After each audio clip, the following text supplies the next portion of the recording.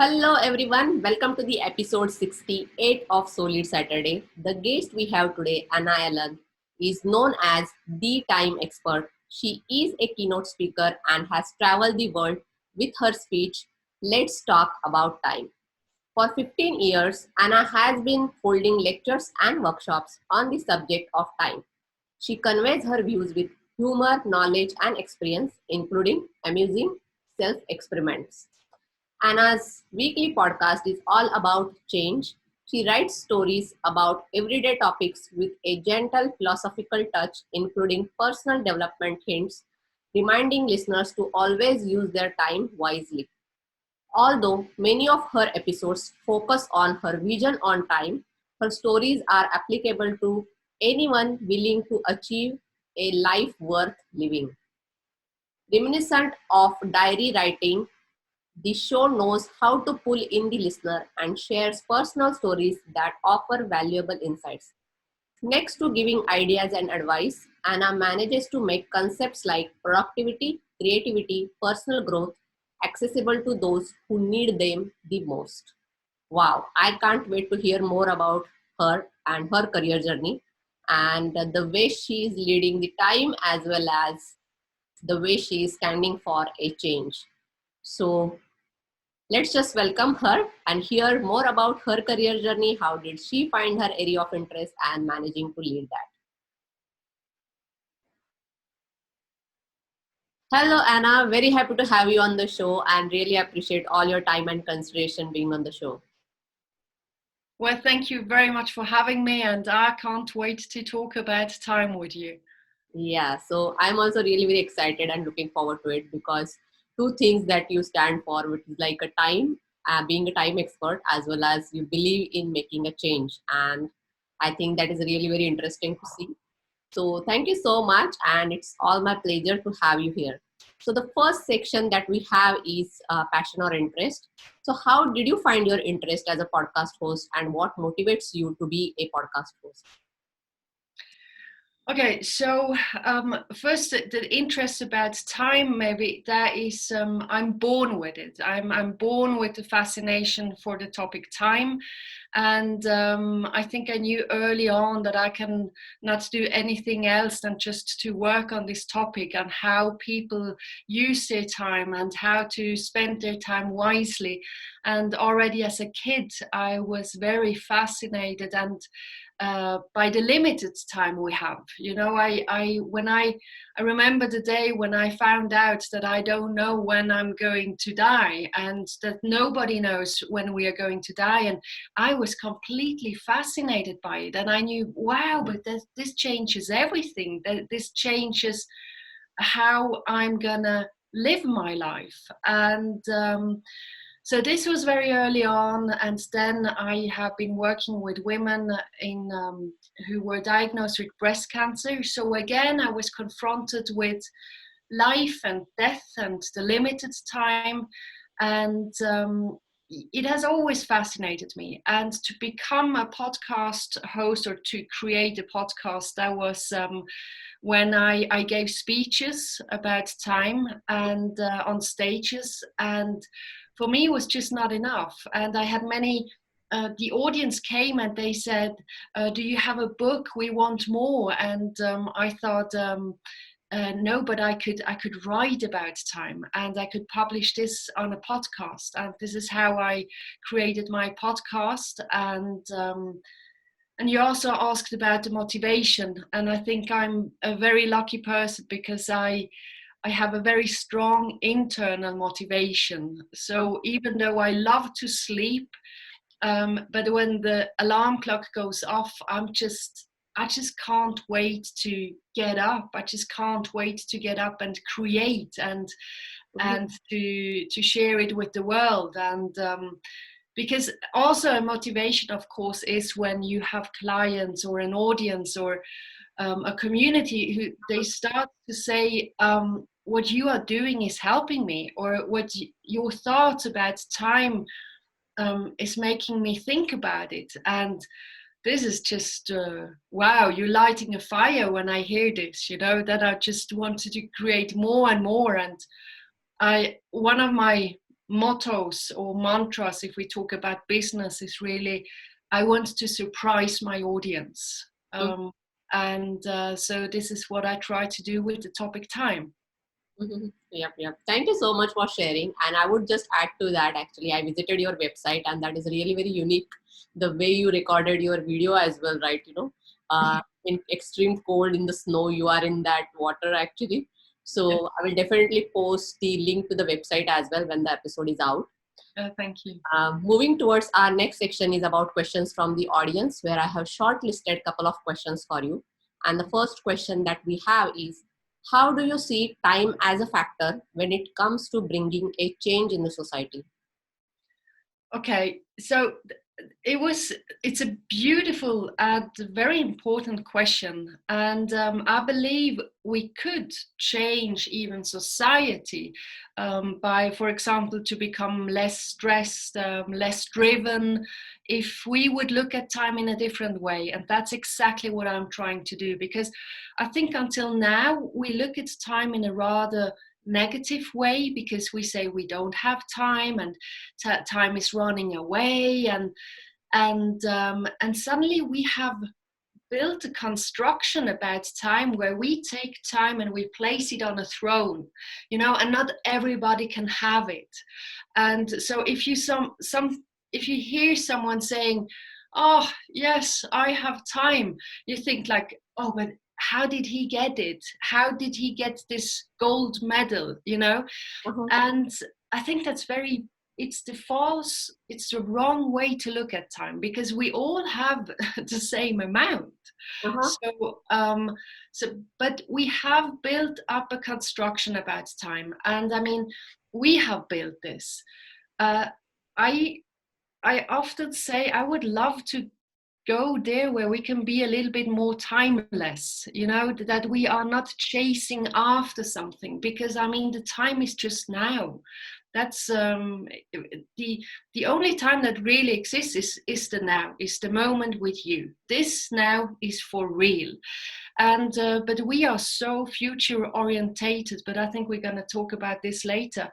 But if we could look at time as at something that's always here, and that it is my responsibility to think about how I want to fill this time, what do I want to do with this time, that could be a change. I think that could be something where we would start to stress less, and also if we would think about, sometimes I really do think that there are people out there, they do live as if they have 1,000 years to live. And if we would start to think a little bit more about the limited time, then you change directly in your everyday life.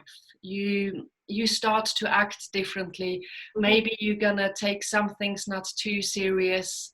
And I mean, life is an adventure, and that's what it should be. And the time, as I said, we just don't know how much we have, and we should get a little bit away from this timing and planning and everything. I mean, of course we have to, but just not chasing after it all the time, because it's here already. Time is here right now. And another thing what I wanted to say about the change we could make, and also for society, is about, I mean, what has happened in the last years is that we have an explosion of possibilities. I mean, it's just crazy. Everything is possible. I mean, the internet is showing us that everything is possible, and there is so many areas and topics out there. And if you are a curious person like I am, then you're like, oh, wow, But on the one hand, you have the explosion of possibilities, but on the other hand, you just have your 24 hours. And I think also there we have to reduce not the possibilities, but our values and priorities. And I mean, just a little example, but I have a very clenched amount of priorities, very clenched. But this is a question I ask myself every single day. What am I saying yes to? And then I'm going to say yes to this one thing, which means I have to say no to the other things. And this is it's not always easy, Mhm. But when you say yes to one thing and you focus on this, that's where you can go deep. And when you go deep and profound, that's where you find treasures, and that's where you can start to build or create something which also with quality, and so to reduce the yes, yes, yes, yes, yes a little bit, and say yes to less, and but yeah, it's a very, it's a hard time to talk about time, or the area we live in right now. It's crazy, and but as I said, and the possibilities out there, we would love to have a life of 1,000 years to be able to do everything. Yeah, that's good. And thank you so much for sharing. And we have one more interesting question actually under that segment, which is when people always think about future and what next, how can they change their attitude? How Yeah. factors like family, financial stability, or other responsibilities affect people? Do you think time manages people or people manage time? Yeah. Okay. So first, the future. Yes, we are human beings. So it's also a cultural thing. Mhm. But there are cultures. I think we live in two countries where we are very future orientated, and that's how we grow up. What do you want to do when you get big? And one day you want to become. What do you want to become? So it's all about the future, and I think it's very good to have goals because they are a guidance. Mhm. But what I also see is that we are chasing goals, Mhm. and the goal is always in the future. And so if we start to think about, oh, when I have done this, I'm gonna be this, and again, future thinking, then we're just not in the moment. We're just missing the present. And what I always say to people, how can you be a bit less future orientated? That is to tell yourself um, to focus on the process which is happening now. So let's say you say one day I will have written a book. Okay, so you have this goal in the future to have written a book, but now you have to get it into the now. What can I do today to get there? Mhm. So that is the question. And this is this question, what can I do today to get there? That brings the goal into your now. Mhm. And this is how I like to work. And then now you're focused on the process Mhm. and not on the result, because the result is also in the future. And the only influence that we can have right now is on the process. Let's make it the best process you can do right now. Let's get the best workout today on what you can do. And yeah, and then so that was one part Mhm. of the question. Then the factors like family, financial stability, other responsibilities, I believe everything has an impact on us. I think also that these these mentioned factors, it's part of life. Mhm. But the other thing is we should not forget that we are human beings and we cannot do or have everything. It's this will make us very unhappy. So there again, it's about decision making. Which responsibilities do I have? Which one am I all right to take? Um, and the other thing is I always say, if you have responsibilities in different um, areas, try to have fun in there, I wrote a few lines about this. Let's talk about financial stability because you mentioned it. Okay. The first question I would ask myself is, okay, first, how much money do I need? Mhm. It's not about more, more, more, more, more. It's how much money do I need? And so like, what's the minimum to feel stable? And the second question would be, how do I get there? And then the game is on. I mean, now it's just becoming a game, and you think, okay, there's so many possibilities to earn money. How can I do it? I mean, I had extremely bad financial problems once in my life, and it was horrible. It was absolutely horrible. And but it also got me there, where I became a little bit more entrepreneurs, where I thought, okay, how do I get out of this hole? How can I earn money? What can I do to get money in? And then you're starting to look for solutions. And so even this, it should be a challenge. It should be, I like to say, it's a game. But then same with family, let's have fun in there, yeah, we have a lot of responsibilities, but I think we should try to turn them there where at least we enjoy them. We have to enjoy them. And the last question you asked, do you think time managed people, or people manage time? Mhm. I think that's exactly the thing about how we look at time. If we think that time manages us, I believe we are more a victim.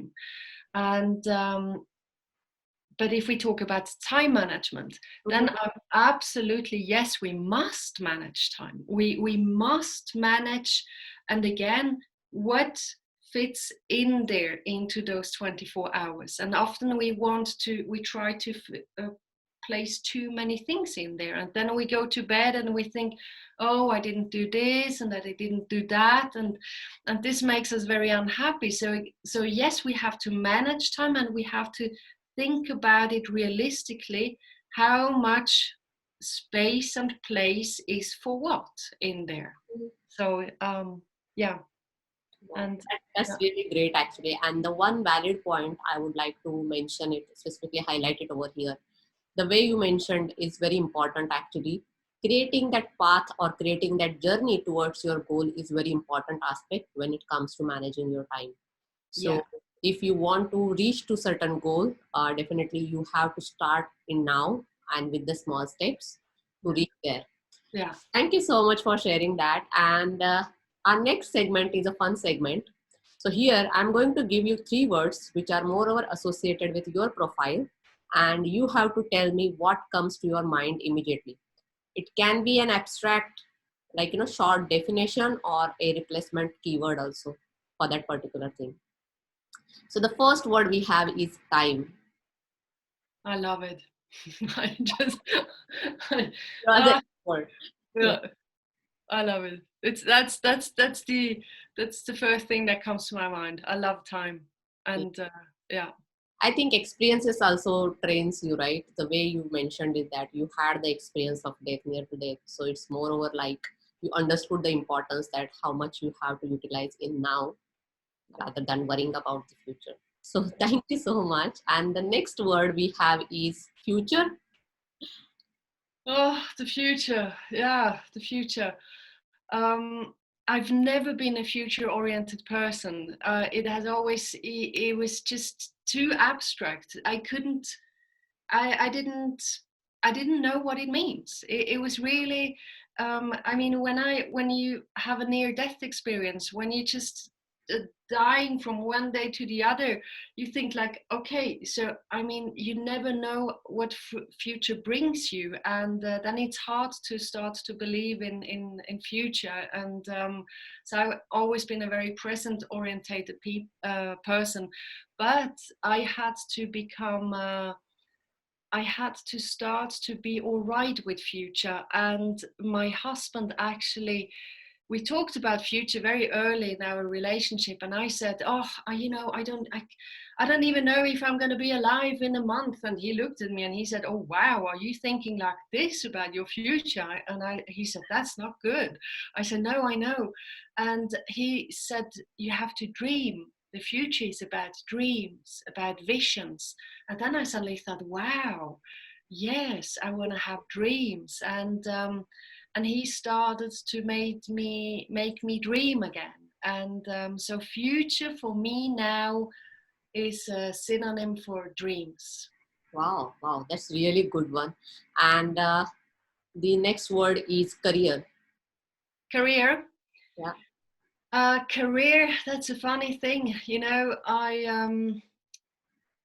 never had a I never knew exactly. I knew that I'm going to be working with time, but I never had a career path built up in my head, which is very funny. Mhm. So when I plan for 3 months, I know exactly what I'm going to be doing the next 3 months. Uh-huh. And 3 months, I'm going to sit back down and I'm going to look at my plan and maybe I'm going to change it. Maybe new opportunities have come in. I'm going to look at them. I'm going to think to which one am I going to say yes, to which one am I going to say no. Maybe I'm just going to carry on my 3 months plan, which I'm having right now. And so I'm always planning in 3 months, and my whole career has been built up like this. Today I'm having a podcast, and I'm writing a book, and I'm giving online speeches. In a year, when we talk about future, who knows, maybe I will be doing a documentary movie about time. Maybe I will be writing another book about the best time or the worst time or whatever. I love to my career, to build up a career by the opportunity, to believe that opportunities will come in. I don't want to control it too much. And I see that this functions also, that if you have a plan, but then you have to be very open that the opportunities can come in. Mm-hmm. Yeah. Yep, yep. Thank you so much. And I would love to see your documentary in the future. For sure. Uh, moving towards our next section is about exploring your career, work, and volunteering. I have shortlisted one question under that segment, which is, what do you think is next on your career path, and what does the future look like for the time expert? Yeah, I think I answered a lot with actually the last answer, and but yeah, I mean, once again to say, I had a big. I was working for a company. I was already the time expert Uh-huh. when I was hired by a big company, and they had a big project for me, and um, I was very happy, excited about this project, and I went there twice a month, and I stayed for 1 week, and I should be working with a team and talk, but in this more philosophical way with time. And after 3 times, I saw they just wanted me for having time management, time and tools, and I felt, oh no, this is not going in the right direction. And it should have been, if we talk about career and work, you say yes to something, and suddenly you feel, oh no, this is not what I want to do. Then um, I remember I knew I'm going to be the biggest disappointment for this guy, but I just couldn't. This is also again with time. I was unhappy. I was in an unhappy situation. Uh-huh. And if you think about the limited time, you cannot be in an unhappy situation for too long. So I thought, how am I going to tell him this? And I remembered I was like the CEO, and I remember I was asking him for a meeting, and I came in there and he said, yeah, look, Anna, we have to look at this and this. And I said, no, stop, wait, I need to show you something. Uh-huh. And I did a picture. I draw a flower with a hanging head. Mhm. Now the flower was dying, and I said, this is me. And he looked at me and he said, what? And I said, I'm not happy. We cannot continue. I cannot do this. You want something that I cannot give you. Uh-huh. And and this is maybe something for the listeners out there. It's don't stay for too long in an unhappy situation. We have to try to change this. And career is just, you never know where it brings you. And if you are open-minded to try different things and to say, okay, so this didn't work, but maybe something else works, then your career is going to be a ride. It's going to be an adventure. Mm-hmm. So I hope my career is going to continue to be a big adventure. Yes, yes, for sure. Actually, I can see that. And moving towards our next section is about tips and advice. You have already mentioned so many things which are very valuable and insightful for the audience. But just to summarize in this particular section, any tips or advice would you like to give to the students or professionals who are looking to build their career as a podcast host and looking this as their long-term career option? Mm, get really good at it. It's like dig deep, go deep into it, and start small, and just try to be very curious on learning on this topic, and try to you know here as well, don't take it too serious, but you need to have fun doing it, because just if you have fun, the others will feel this energy, and then you're gonna suddenly have an audience and they want of this energy. And so I think you have to be very also, yeah, curious to grow, and just try. Yes, that's a really very good one. And we are moving towards the closure of the show. So the last section we have is about leadership. So you are truly leading your area of interest. So what is your leadership style and any specific leader that you always follow and admire, and why? Mm, I how I started many years ago. I was very interested in management, in leading people, because I had a little team, and very early on in my career. And I remember that I was reading every book I could get from Peter Drucker. Peter Drucker was a management guru in the 80s. Wow. And I loved his style. I loved, it was not about concepts and theories. It was more about how to treat people, how to have a good communication, and to focus on the strengths. And it was the first time I really heard this kind, and I loved it. So Peter Drucker was something I started with, and then I started to look at people who are very, I love leaders who have a calm, a calm and a strength. I had a boss. He was just the best guy, and I mean, the company could have a crisis, and he was just a rock. He Mhm. was never worried.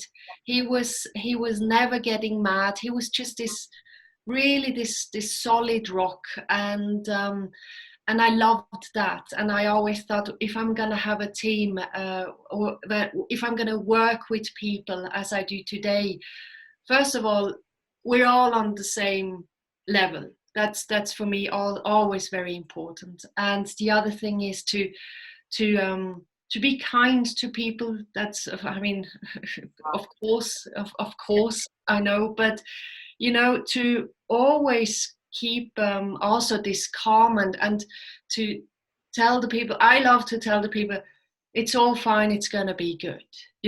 It's and we're all in the same boat, and we have to row together. And there is I love this also about community. And so leadership is very, I think, very interesting. And of course, Mhm. communication, and honest communication. So yeah, and fun, have fun, laugh together. We have to laugh together. That's very true. Actually, should feel the happiness as well as Yeah. kindness when you are around that kind of a people or set of people or the leaders.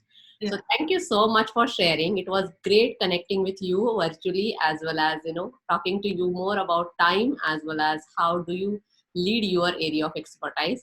So thank you so much for all your time. Yeah, it was a pleasure. It was such a great pleasure to be here with you, and also to get to know your listeners and your audience. It's me. I have to say thank you. Thank you so much and take care. Bye for now.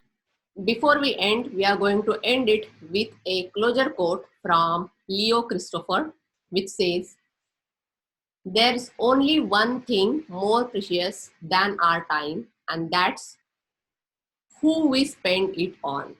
So, on that quote, we are closing this episode. See you guys in the next episode. Until we meet, happy leading. Let's lead together. Stay safe. Bye for now.